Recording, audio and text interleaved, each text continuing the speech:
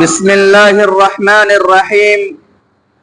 سامعین کرام، آج میں آپ کو قرض کے تعلق سے چند باتیں بتانا چاہتا ہوں۔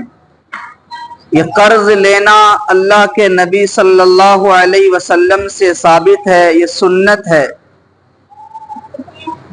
اگر ہم کسی سے قرض لیتے ہیں، قرض لیتے وقت ہماری نیت اگر اچھی ہو کہ ہم قرض ادا کریں گے تو اللہ تعالیٰ اس کے لیے اسباب بھی ایسے ہی بنا دیتے ہیں کہ آپ بآسانی قرض ادا کر سکتے ہیں۔ لیکن اگر آپ قرض لیتے وقت میں آپ کی نیت خراب ہو، نیت میں کھوٹ پیدا ہو جائے، نیت غلط ہو جائے تو پھر اللہ تعالیٰ اسباب نہیں بناتے، آپ پریشان ہو جاتے ہیں۔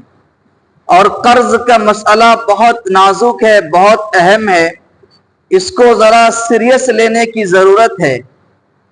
اللہ تبارک و تعالی فرماتے ہیں کہ میں اپنے حق کو معاف کر دوں گا، لیکن بندوں کا جو حق ہوگا اس کو معاف نہیں کروں گا جب تک کہ بندہ معاف نہ کر دے۔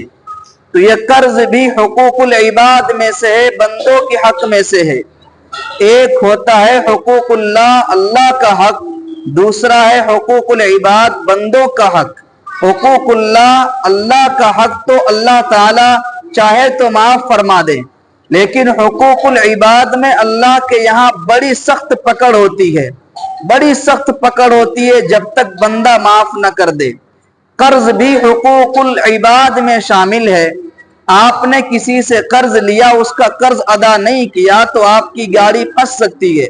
حدیث پاک کے اندر ہے، اگر کوئی آدمی اللہ کے راستے میں شہید کیا گیا، قتل کیا گیا، پھر شہید کیا گیا، زندہ کر دیا گیا، پھر شہید کیا گیا، زندہ کر دیا گیا، اور اس پر کسی کا قرض بھی ہو تو وہ جنت میں داخل نہیں ہوگا جب تک کہ وہ اپنے اوپر سے قرض ادا نہ کر دے۔ تو آپ اندازہ لگائیے شہیدوں کا مقام کتنا بلند ہوتا ہے کہ ایک قطرہ خون کا زمین پر گرنے سے پہلے اللہ تعالیٰ اس کے لیے بخشش کا اعلان کر دیتے ہیں، بخشش کا اعلان فرما دیتا ہے اللہ تعالیٰ۔ لیکن اگر اس پر کسی کا قرض ہوگا تو وہ معلق کر دیا جائے گا، وہ جنت میں داخل نہیں ہوگا۔ تو اتنا اہم ہے قرض، اس لیے قرض جتنی آسانی سے ہو سکے آپ ضرور ادا کرنے کی کوشش کریں، اللہ سے دعا بھی کریں کہ قرض ادا کرنا ہے۔ لوگ اپنے آپ کو نمازی کہتے ہیں، دیندار کہتے ہیں، ہاتھوں میں تسبیح لے کے سبحان اللہ، الحمدللہ، اللہ اکبر کا ورد اور وظائف پڑھتے رہتے ہیں، کرتے رہتے ہیں، لیکن ان کے معاملات اخلاق اچھے نہیں ہوتے، لین دین اچھا نہیں ہوتا ہے، دوسروں کا قرض لے کر کے اپنے اوپر بوجھ بنائے رہتے ہیں، دوسروں کو پریشان کرتے ہیں، تو یہ مناسب نہیں ہے۔ اس لیے قرض کا مسئلہ بہت اہم ہے، اس کو سیریس لینے کی ضرورت ہے۔ دوسری بات یہ ہے کہ اگر آپ کو کسی نے قرض دیا تو قرض دینے والے کے لیے یہ جائز ہے کہ وہ قرض دار کو برا بھلا کہے، ذلیل کرے، 10 آدمی کے سامنے رسوا کر سکتا ہے، اس کے لیے جائز ہے، اس کو حلال ہے۔